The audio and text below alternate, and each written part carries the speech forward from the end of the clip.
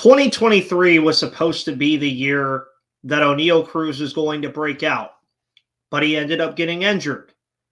How big was the impact of his injury, and what can we expect from Oneil Cruz in 2024? You are Locked On Pirates, your daily Pittsburgh Pirates podcast. Part of the Locked On Podcast Network, your team every day.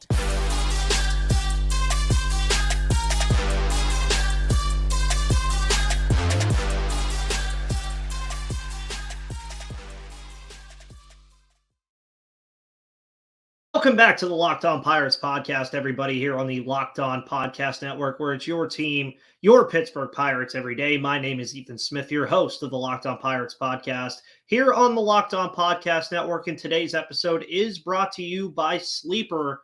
We're going to be talking about Sleeper a little bit shortly, but today's episode, of course, is a continuation of the 2023 Player Review Series. And this one, obviously a little bit different, because the conversation is going to be a little bit different. And we're talking about Oneil Cruz today.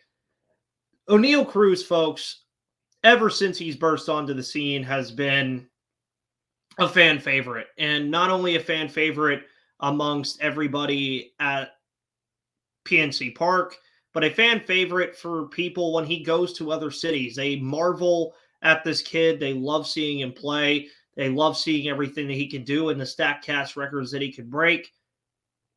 But 2023 was supposed to be a season for Oneil Cruz that was going to be a marquee season for him, because it was going to be his first full MLB season and his potential breakout season. Obviously, burst onto the scene full-time last year for about the second half of the season, did wonderful things. We'll talk about that later.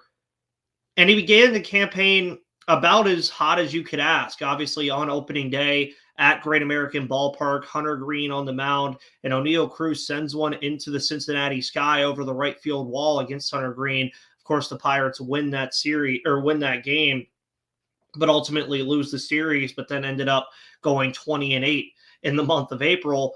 And you looked at it from the microcosm that, okay, the Pirates get off to the decent start, and you're hoping that they're going to be able to continue doing this and potentially, be a surprise playoff team. But then came April 9th. And going back to opening day, that was the only home run we got to see from Oneil Cruz in the 2023 season. Because on April 9th, the third home game of the season, so only the third time and final time that Pirates fans got to see Oneil Cruz play baseball this year, Cruz ended up colliding with Seby Zavala of the Chicago White Sox at home plate, and he did not get up after the play, clutching at his ankle, clutching at his leg, and he was removed from the game and diagnosed with a fractured ankle. Now, when he was diagnosed with this injury, many people thought, okay, he could probably come back in early or late August, depending on his rehab and things that would happen along the way that would be obstacles for him to return. But it ended up being an injury that he never came back from.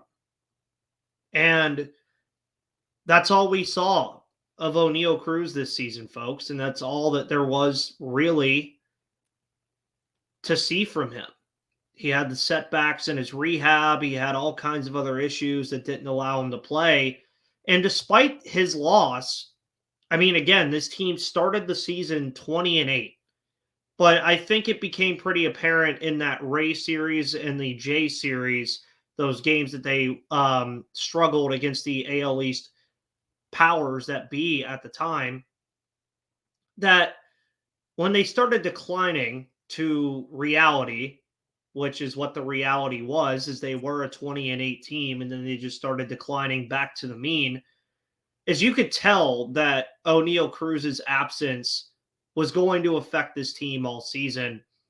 And it was apparent that it did. I mean, you don't usually have the same team and the same stuff when you're losing a guy like Oneil Cruz. There's just nobody on this Pirates roster that was going to have the output that Oneil Cruz would have had this year if he would have been healthy by projections. Now, I will say this later too, projections don't really mean that much. So I do talk about them, but it's just to talk about his absence. And that's where we get into now, because 8 players would end up playing the shortstop position for the Pittsburgh Pirates this season. Obviously, his injury did open up a lot of seeing these middle infielders, a lot of those middle infielders that we talked about on yesterday's show.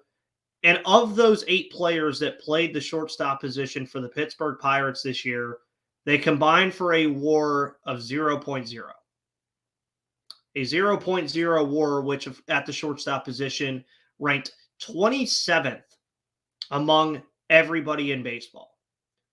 That same group of 8 also had an OPS of 626, which wasn't much better, ranking 26th amongst all the teams in baseball at the shortstop position. Now, for context, Fangraphs, I love Fangraphs. I use their stuff all the time. I love looking at their stats to really find things out that I want to talk about. And they do projections every year. And their preseason projection for Oneil Cruz per Fangraphs was that Cruz was projected to have a 763 OPS and a 3.2 WAR. That WAR being, of course, an offensive WAR. And going back to the numbers that I just said about 8 different players combined outside of Cruz that played the position, obviously those numbers are a lot better.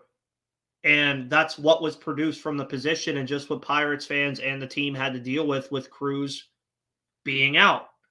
He was also projected to hit 22 home runs this year. He ended up hitting 20, or he ended up hitting 1, but he was projected to hit 22, so he would have gotten over that 20 home run mark. While the 8 Pirates who played the position combined for 11 home runs between them, which ranks 25th among baseball at the shortstop position. Now, again, projections don't really mean anything. They hardly ever mean anything. But there's no doubt in my mind, folks, that Oneil Cruz, over a fully healthy campaign, would have had more than 11 home runs. He would have had a 700 plus OPS. That's just who he was. And you even go back to last year when he played half a season, and this isn't a projection. These are stats that he had last season. He had a 744 OPS and 17 home runs, which was only in 87 games and 331 at-bats. Replicate that over a full season, folks, and that is a ridiculous stat line, I would even say, an all-star stat line. So losing a guy like Oneil Cruz obviously was it was one of the biggest blows, if not the biggest blow to this team this year. And the Pirates, of course, had 553 at-bats from shortstops this year, so that pretty much continues to prove my point about how bad the position was outside of Oneil Cruz. Now, I won't say completely bad. There were things that we learned from Oneil Cruz being out, like all of the middle infielders that the Pirates were able to get looks at this year. But when you really go back and look at this 2023 season, I think one of the biggest negatives about this 2023 season is that you lost a season of development for a guy who could eventually turn into your best player in Oneil Cruz. And I think many of us, including myself, expected him to take the next step and really become a part of this core. And he is a part of this core, but I think we really were expecting him to eventually cement his place in the core and create a nasty trio of Ke'Bryan Hayes, Brian Reynolds, and Oneil Cruz.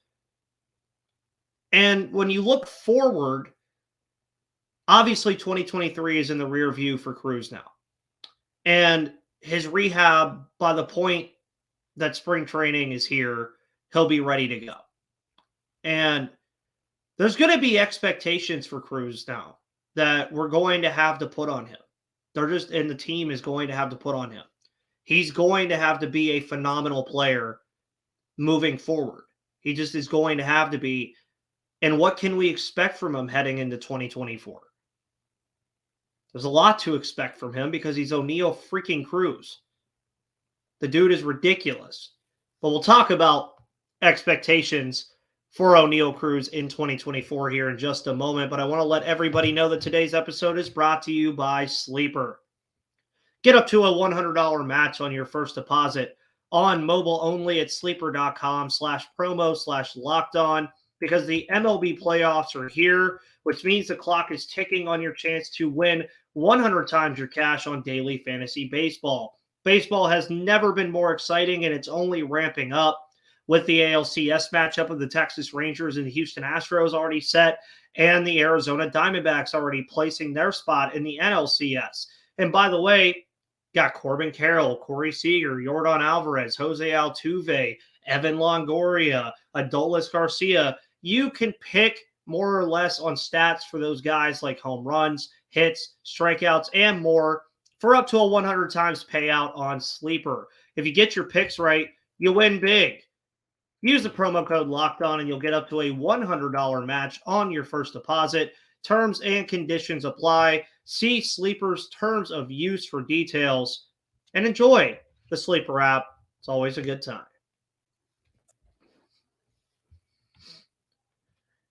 Oneil Cruz has done some crazy things in a short time as a Pittsburgh Pirate, becoming a part of the Pirates core in a very quick fashion and becoming a fan favorite very quickly.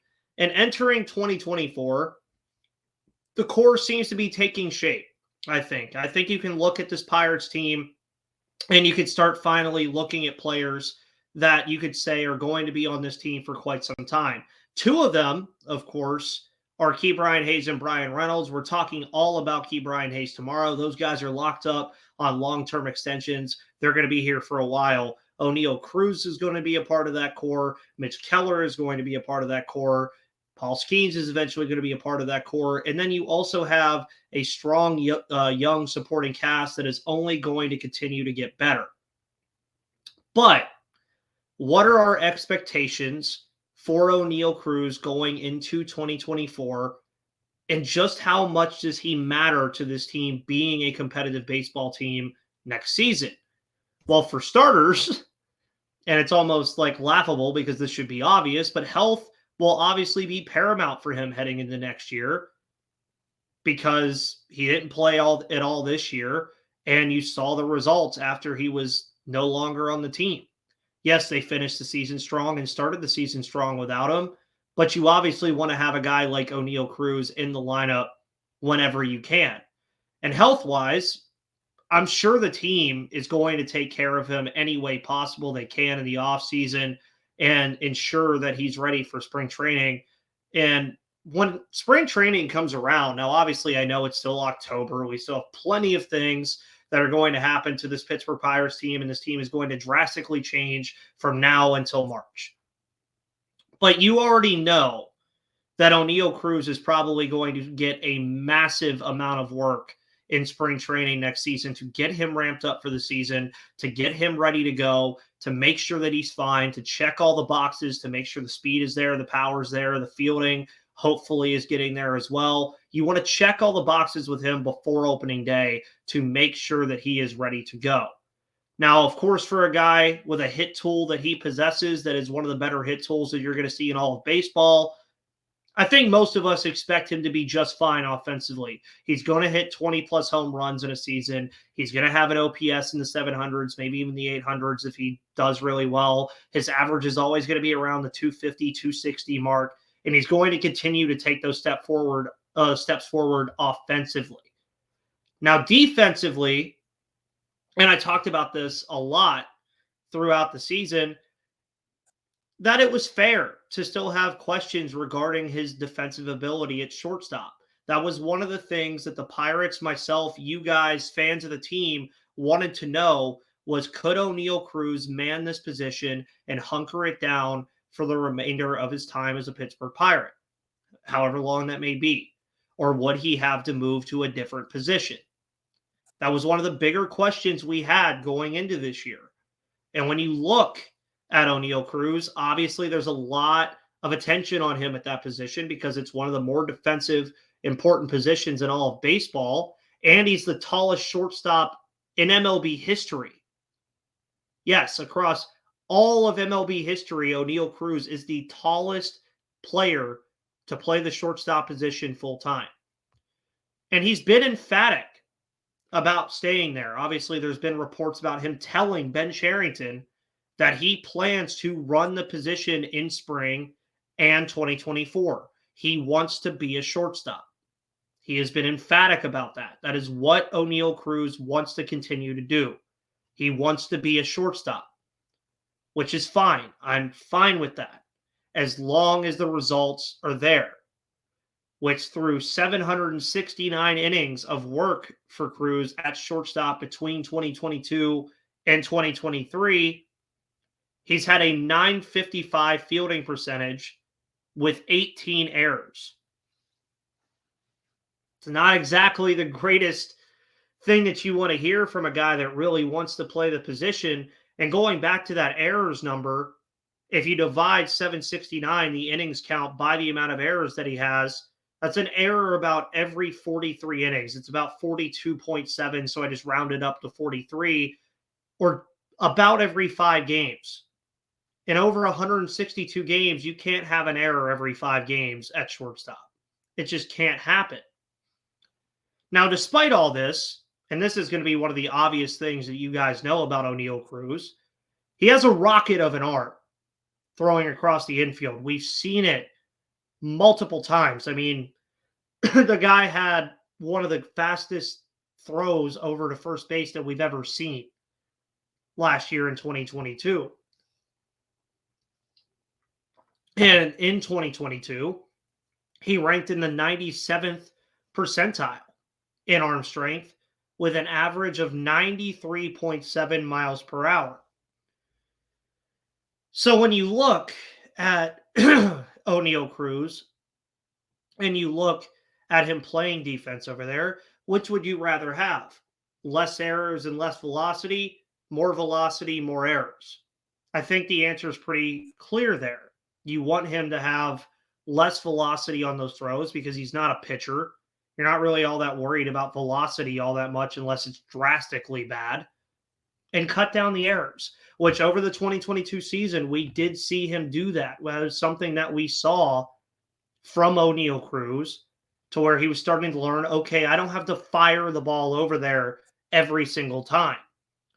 Now, his fielding run value obviously took a hit because of this, and it sat at a -6 in 2022.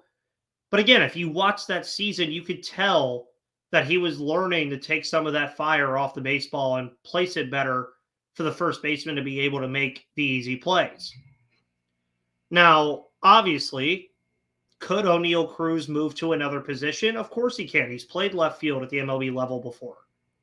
Many people want him to move to the outfield with his elite speed and his range that he has, being 6'7", kind of an Aaron Judge type. Of course, he could move to another position, but it's easier for him and the team if he can hone the shortstop position long term. Why? Because then you don't have to find another shortstop to fill that position. And then if Cruz moves to the outfield defensively, who does he replace? You have Brian Reynolds in left. He's going to stay there. You have Sawinski in center field. You're going to keep him there. So that's right field. But as you heard me mention in the catcher review earlier this week, Henry Davis was playing a lot of right field. Do you really want to bench Henry Davis instead of Oneil Cruz if Cruz can't play the shortstop position? Not exactly the most ideal situation. Joshua Palacios, who's a guy that had success this year. Now, obviously, most of us, if not all of us, are going to pick Oneil Cruz over Joshua Palacios. But it's not as easy as you think to just take that bat out of the lineup. Then, who plays shortstop? That's what we'll get into in the third segment if he can't figure it out. So what should we expect from Oneil Cruz in 2024? With plans for competing, health is paramount for him. Again, it is the biggest thing for him. But you also want to see his power element on full display while continuing his development into being a superstar. part of that, you want to see him improve defensively. If he can at least be an average defensive shortstop, that's a win. That's all you need from him. And that would make for a recipe that includes a dangerous trio of Hayes, Reynolds, and Cruz leading the way. And then you add in that young talent that I've mentioned around these three that will only continue to get better, while you specifically highlight guys like Jack Sawinski, the slew of young middle infielders there to fight for second base, Endy Rodriguez and Henry Davis. And Cruz becomes even more vital to the Pirates' 2024 success, because if he's successful, the Pirates are going to be successful. And the Pirates need Cruz, and they know that. And they need to keep him healthy and at his best for this team to compete in 2024. But every player in MLB needs a great backup, and injuries happen. So who could back up Oneil Cruz in 2024? We'll get into that into the final segment of today's episode. But before we do that, guys, it's time to talk to you about Jase Medical. Jase Medical, of course, allows you to use the promo code LOCKEDON for $20 off, because you can get your Jase case today at jasemedical.com, because the Jase case provides 5 life-saving antibiotics for emergency use. All it takes to get a Jase case is to fill out a simple online form, and in some cases, jump on a quick call with one of our onboard certified physicians. You can get ongoing care from our physicians on any treatment-related questions, because Jase Medical is doctor created and doctor recommended. By the way, of course, the Jase case empowers everyone to take care for themselves and for the loved ones during the unexpected. That's why Jase Medical offers the Jase case. The Jase case offers 5 life-saving antibiotics for emergency use and gives you peace of mind, so that you are not just hoping that you have access to medication in an emergency. Jase Medical makes sure you have the medication on hand. It's simple, and they handle everything from the online evaluation to licensed pharmacy medication delivery and ongoing consultation and care. Get $20 off these life-saving antibiotics today from Jase Medical by using my code LOCKEDON at checkout on jasemedical.com. That's JASC medical.com.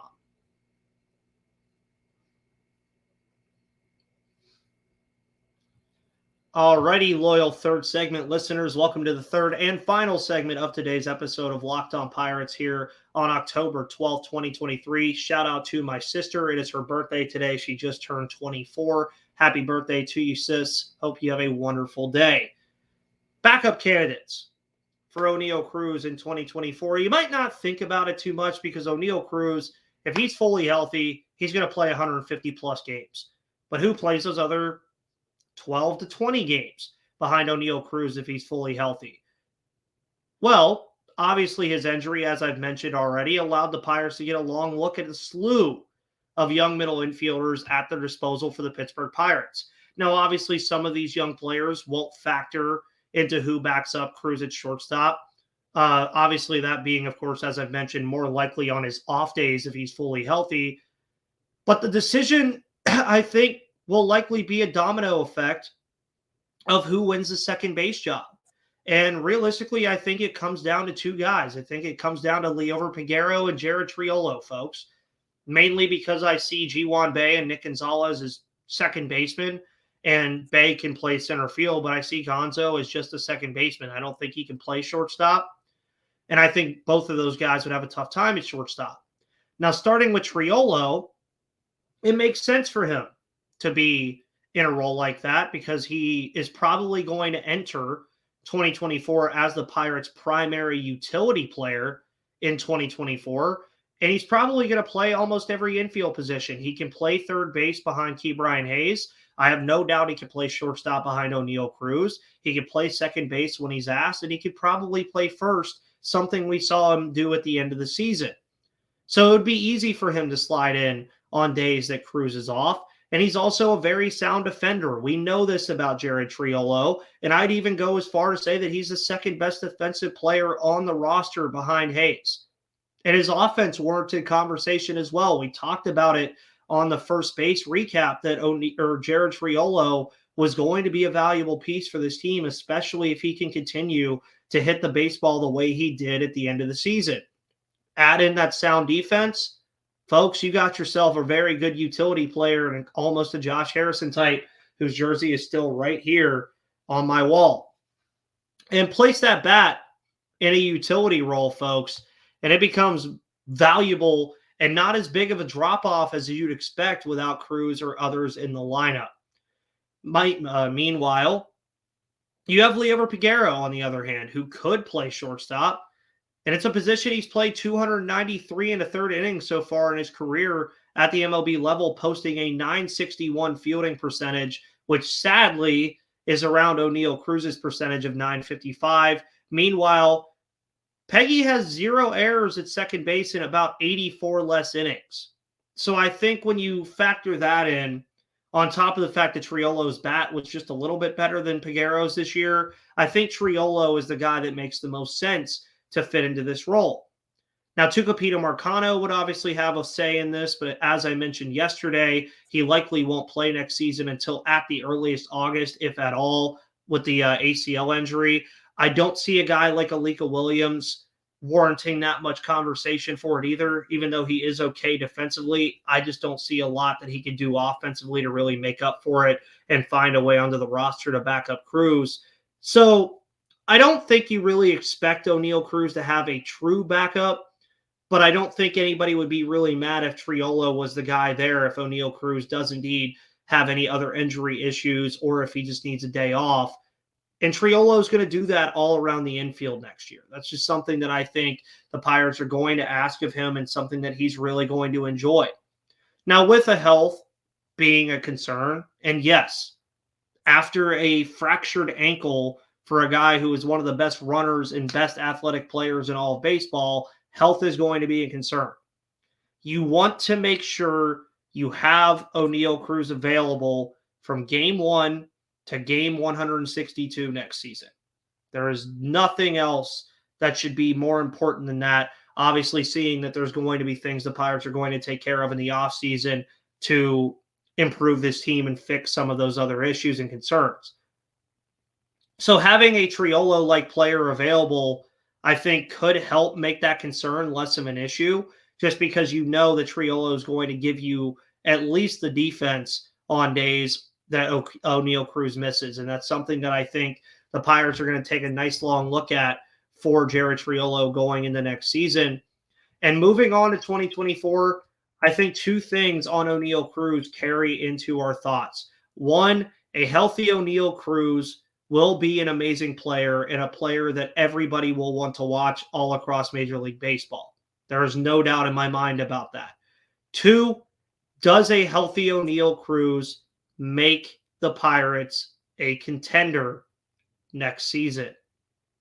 I'll leave you with that, and I want you to answer that question in the comments. But guys, thank you so much for tuning into this episode of Locked On Pirates here on Thursday, October 12th. My name is Ethan Smith. You can follow me on Twitter right there at MVP_Ethan or at Locked On Pirates for all of your news, analysis, opinions, and reactions to anything that the Pirates do here in this 2023-2024 offseason. Tomorrow's show will be all about my wonderful third baseman, Ke'Bryan Hayes. But guys, thank you so much. Have a wonderful rest of your Thursday, and I'll see you on the flip side tomorrow.